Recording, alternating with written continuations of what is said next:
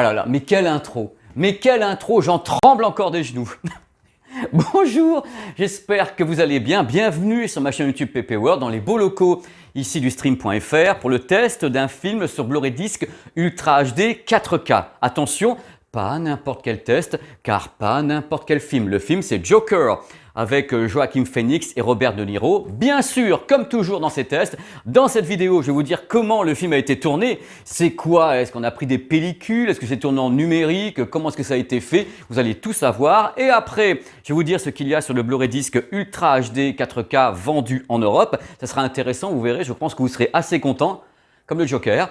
Et après, je vous donnerai les résultats vidéo et audio. Si vous êtes prêts, on va y aller tout de suite avec la façon dont ce film a été tourné. Vous allez être super content car Joker a été intégralement tourné en numérique avec des caméras Arri Alexa, 3 types de caméras différentes qui ont capté en 3,4K, en 4,5K et en 6,5K pour les plans larges, les vues aériennes, la ville et autres. Et tout a été ramené sur un master 4K, c'est-à-dire le master de travail, ce qu'on appelle le Digital Intermediate, a été entièrement conçu en 4K. Donc le Blu-ray Disc que vous allez voir tout à l'heure est intégralement 4K. Il n'y a pas d'upscale, de bidouillage, de trucs comme ça, rien de tout ça. Pourquoi? Parce que déjà on le voulait et qu'en plus il n'y a pas 36 milliards d'effets spéciaux mettre par-dessus. C'est un film qu'on capte directement en numérique, on fait un master de travail en 4K et go! Full 4K dans le workflow.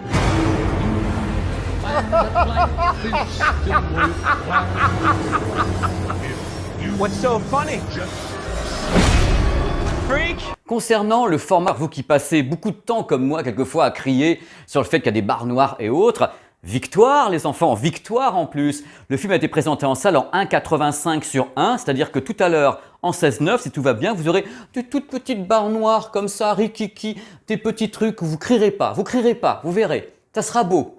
Concernant la section audio, Joker a été mixé pour les salles IMAX en DTS-X ainsi que pour les salles Dolby Cinema en Atmos avec tout ce qui va bien. Bref, il y a du travail, mais est-ce qu'on retrouve ça tout à l'heure sur le Blu-ray Ultra HD 4K? That is the question. Ça s'annonce bien tout ça quand même. Alors maintenant, je vais vous dire ce qu'il y a sur le Blu-ray Disc vendu en France. Et ce ne sont que des bonnes nouvelles. D'abord l'image, en effet A85, c'est-à-dire un format qui vous offre des tout petites barres noires en 16:9. Vous verrez à peine les barres noires. Le film est présenté en HDR10, normal, et en Dolby Vision. Badaboum. Concernant la section audio, là vous allez pouvoir sauter de joie comme moi. Je sais, je suis fou, j'y peux rien. VO en Dolby Atmos. VO en Dolby Digital en plus, en sécurité. VF également en Dolby Atmos et une VF en Dolby Digital 5.1. C'est que du bonheur, c'est un Blu-ray qui a été fait pour nous. VO, VF en Dolby Atmos. Et je suis heureux de le dire, ça me fait super plaisir.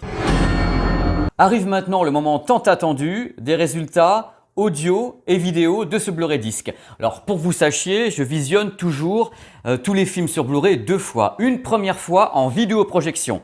C'est-à-dire que j'envoie sur une image de 3 mètres sur un projecteur Epson qui est HDR10. Voilà, ça c'est la grande image.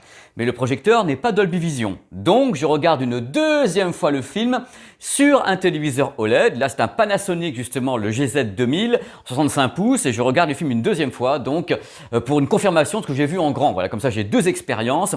Alors moi j'ai un truc que je vous dis tout de suite, comme ça d'entrée de jeu. Est-ce que par hasard, avec le Joker, en Blu-ray Disc Ultra HD 4K, on n'est pas sur quelque chose qui est carrément exceptionnel.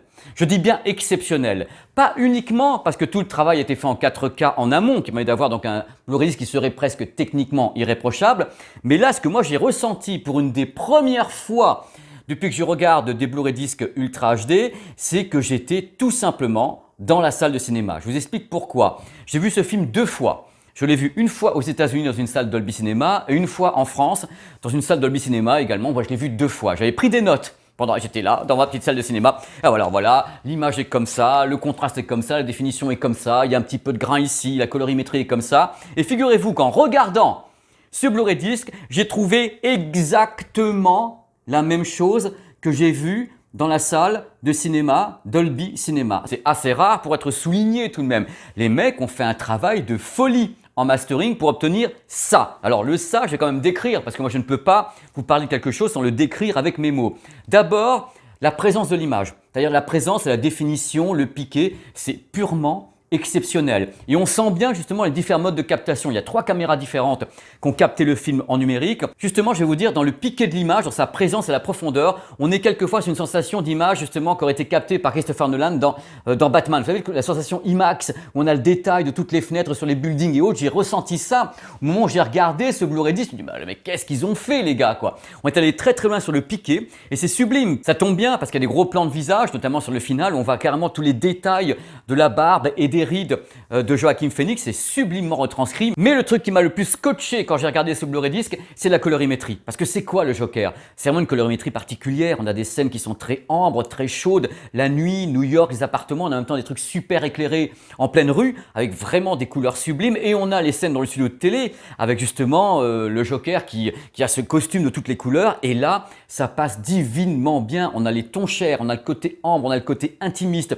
Il y a tout qui passe. On se prend toute la colorimétrie presque détaillée comme ça dans les rétines parce que c'est super bien fait et c'est extrêmement fidèle, voire totalement fidèle à ce qui a été fait en mastering. On est resté en 4K sur toute la ligne. Justement, la compression, pendant qu'on y est, c'est un travail extraordinaire, la compression sur ce disque, parce qu'on arrive à avoir une image excellente avec un débit qui est situé entre 40, 50 mégabits par seconde avec des crêtes à 90, mais globalement, avec un débit qui est quand même assez limité par rapport à d'autres, ils ont une image qui se tient super bien, sans un pet de problème. J'ai rien vu qui, moi, m'a permis de douter de la qualité du mastering sur ce Blu-ray disc. Je l'ai passé donc 2 fois, je cherchais, est-ce qu'il va y avoir un petit problème d'un pixel sauvage, un truc qui déconne sur la colorimétrie, rien, c'est pile poil la vision du Cinoche. Bref, ça, c'est un morceau d'une salle Dolby Cinema que vous avez en galette, tout simplement en galette. C'est-à-dire que quand même tout est porté par quelque chose d'extraordinaire dans ce film, c'est la qualité de la photo. La photo du film est superbe, les mouvements de caméra, l'utilisation des focales, et tout est sublimé par la qualité justement du mastering sur ce Blu-ray disc. Vous allez me dire, Pépé, n'en jette plus, la cour est pleine, mais c'est hyper sincère. Je me suis pris une putain de tarte dans la gueule. Je me suis dit, mais là, je suis carrément au milieu de la salle Dolby. Voilà, c'est tout. Le ratio de contraste, hyper profond. Mais vraiment, les noirs, même chose, c'est couleur encre. Je veux dire, c'est vraiment un très beau ratio de contraste qui permet de faire ressortir comme ça tous les détails dans les lieux intimistes, qui permet en même temps d'envelopper comme ça le spectateur dans quelque chose de velouté. C'est absolument dingue, quoi. Et malgré le fait qu'il y a des scènes qui sont très sombres, eh bien, on a la colorimétrie. C'est absolument dingue. Il n'y a rien qui vient nuire à quelque chose d'autre. C'est-à-dire que la colorimétrie n'est pas bouffée par un ratio de contraste qui serait mauvais. La définition apporte de la vie à tout ça. C'est vraiment superbe. C'est-à-dire, c'est pas un 100% de réussite parce que je crois que ça n'existe pas, mais là on est bien à 95% de réussite sur un des plus beaux Blu-ray que j'ai vu, compte tenu de la façon dont ça a été tourné. C'est-à-dire que c'est peut-être pas toujours la meilleure image du monde, c'est-à-dire qu'on n'a pas toujours des plans hyper définis et autres parce que les scènes en intérieur qui sont plus compliquées, donc les scènes sombres qui sont plus compliquées, mais globalement quand on sait comment ça a été filmé et ce qu'on retrouve sur le Blu-ray disc, c'est vraiment excellemment bon, vraiment impressionnant. Donc vous l'aurez compris, vous voyez mon enthousiasme, je ne peux pas le cacher cet enthousiasme, je suis un fan de cinéma et j'en pouvais plus. Cet enthousiasme, c'est pour vous dire que si vous voulez tester votre téléviseur Ultra HD 4K ou un vidéoprojecteur, n'hésitez pas, vous allez vous en prendre plein la tête, plein les rétines, c'est superbe. Alors maintenant vous allez me dire, mais Pépé, mais l'audio, alors d'abord, audio, VO, VF, en Atmos, donc j'ai écouté une fois en VO, j'ai écouté une fois en VF. En effet, on a les mêmes effets, la même présence. Vous ne serez pas en train de vous dire « Oh mon Dieu, la VF fait moins ». Non, elle fait pas moins, vous avez que les voix qui changent. Truc important, c'est pas une bande son de super effets spéciaux en permanence. Il y a vraiment des côtés très intimistes à l'affaire, portés par une musique qui vous prend aux tripes, parce que la musique est très importante dans le film. Donc dès qu'elle apparaît, la musique, elle vient envelopper tous les canaux, elle monte, elle descend, elle est là, elle vous embrasse. Comme toujours avec ce type de mixage, on est embrassé. Les trucs que moi j'ai notés, c'est qu'il y a une belle dynamique. Je vous dis pas quand, mais il y a des coups de feu dans le film. Et quand il y a les coups de feu, croyez-moi, la dynamique, elle est vraiment étonnante. On a un bruit justement de coups de feu, avec en même temps le coup de feu amorti. On a presque on entend le bruit du coup de feu comme s'il était sourd derrière, avec un écho. C'est assez fou d'ailleurs. Il y a également des séquences avec des voix dans le surround qui montent et qui descendent dans la stéréo, je vous dis pas quand. Il y a des séquences comme ça où vraiment le mixage est très très impressionnant. Mais globalement, on a une super présence des voix, VO, VF, les voix sont bien centrées, bien présentes, on a une belle captation des voix, c'est superbe, c'est hyper net. Il y a un moment qui m'a fait marrer dans le mixage, il y a une séquence où vous allez entendre des acouphènes, c'est-à-dire un tut, à vous de la détecter, c'est hyper bien fait, ça arrive à un moment donné, c'est assez subtil et ça monte dans le surround. Ça c'est vachement bien, c'est ce que j'appelle les petits gimmicks d'ingénieurs du son. Je les connais bien, les gars. Ils placent des trucs comme ça pour qu'en salle de cinéma, le public soit surpris. Voilà. Et là, les mecs ont placé des trucs dans la bande son avec des petits gimmicks de tous les côtés pour que vous soyez surpris. Mais il faut vraiment des trucs détaillés, quoi, dans l'atmos. C'est génial. Vous verrez, c'est assez créatif. Le film est créatif, la bande son est créative également. C'est bourré de petits détails, c'est truffé de petits trucs intéressants. J'ai remarqué également une belle stéréo frontale. Donc en effet, si on ferme les yeux, on sait où se trouvent justement les personnages, ça bouge bien. C'est pas un mixage impressionnant. C'est-à-dire, encore une fois, je compare toujours avec Jurassic Park ou Transformers qui va vous en mettre plein la tête. Là, c'est un mixage qui est méticuleux. C'est un mixage qui est précis. Les mecs ont essayé de créer sans en rajouter. Il n'y a pas d'esbrouf. C'est pile poil comme si vous le viviez justement au milieu du tournage avec Joaquin Phoenix qui bouge dans une pièce, avec de la musique, avec les bruits de la rue, dans Gotham City. Enfin bref, c'est absolument fabuleux. C'est très vivant. Et moi j'ai beaucoup aimé. Ça change et c'est très subtil. Et moi j'adore ça. Voilà. Donc vous avez pu voir par rapport à mes mots que contient un Blu-ray disc qui je pense va faire référence pendant quelques mois. C'est un studio télé ici, hein. Donc je vais improviser, regardez, je le pose là, et regardez ce que je vais faire. Je dis bravo, bravo aux équipes techniques, bravo au mastering, bravo aux gens qui ont fait le Blu-ray disc, c'est nickel. C'est un des meilleurs Blu-ray disc au niveau de l'image et du son que j'ai pu mettre sur mes systèmes, un des meilleurs. Donc on va s'arrêter là. Voilà, je ne vais pas en rajouter. Artistiquement, on en pense ce qu'on veut. Moi, personnellement, j'ai trouvé que le film était une prouesse artistique. Et techniquement, c'est une putain de prouesse. Je suis vulgaire, c'est une putain de prouesse parce qu'il y a tout qui va bien, quoi. C'est le premier Blu-ray comme ça où il y a tout qui va bien de A à Z. Là, vous avez du cinéma sur une galette. Je suis heureux d'avoir regardé ça et je suis heureux d'avoir fait cette vidéo et de vous l'avoir communiqué comme ça. Communiqué comme ça.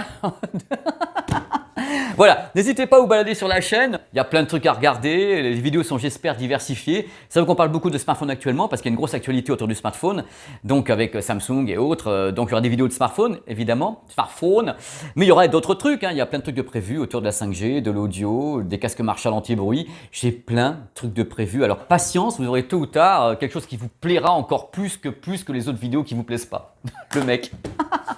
Merci à nouveau d'être sur cette chaîne, c'est un plaisir sans cesse renouvelé. À chaque fois que j'appuie sur le bouton pour envoyer le tournage, je suis toujours très content d'être là parce que je me dis que je vais communiquer avec vous et que ça me fait tellement plaisir et ça c'est un truc qu'on ne pourra pas m'enlever, la joie d'être là. Vous avez bien sûr les bonus après, n'oubliez pas mes petits bonus qui sont tournés dans le monde entier ou des compléments d'une vidéo, là il n'y aura pas beaucoup de compléments. Si tiens, je vais vous montrer un petit peu les choses. On est là entre nous, voici donc le studio, ici derrière c'est Ken Bogart qui est là.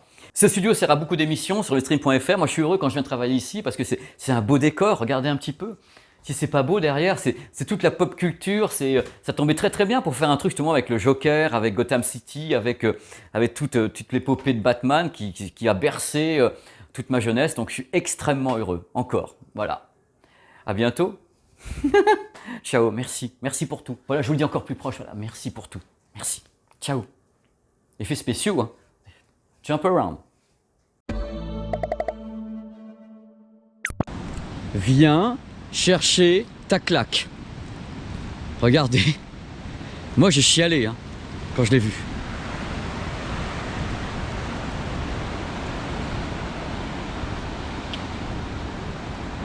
C'est hallucinant, mais c'est d'une beauté. C'est fabuleux.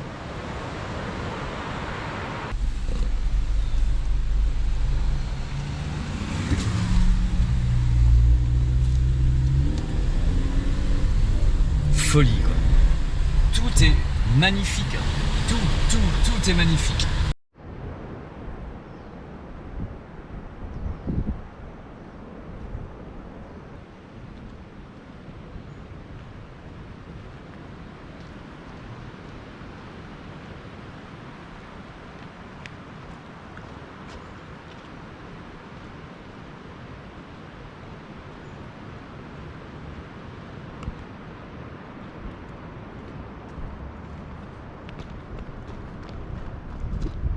Allez, cours.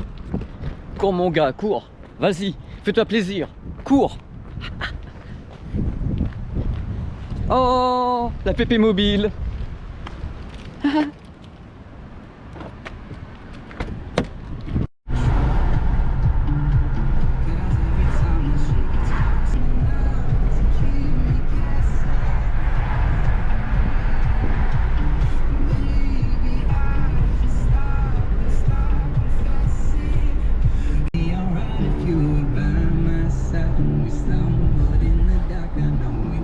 normal.